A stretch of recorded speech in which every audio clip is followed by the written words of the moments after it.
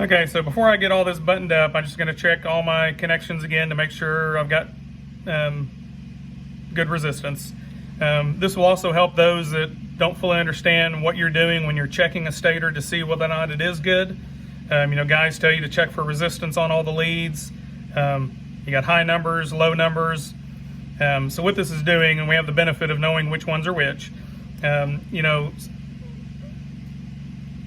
wire has more resistance. Thicker wire has less resistance.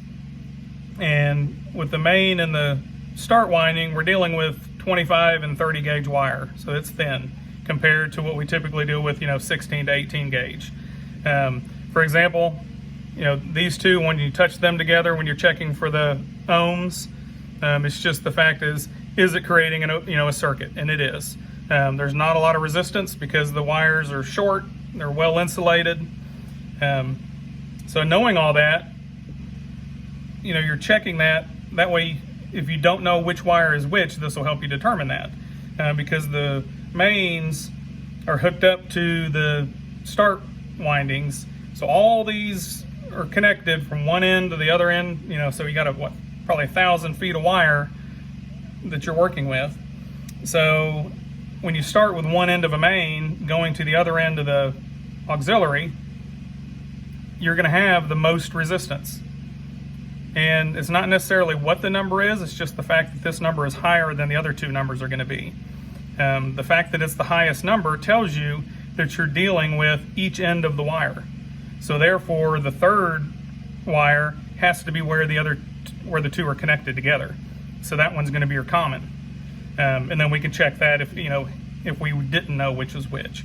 So again, going from one end to the other, we get the highest number.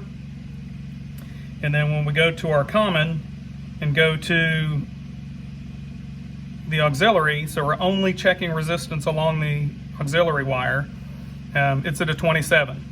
It should be a little bit higher than what the resistance is when we check just the main. And sure enough, the main's at 18.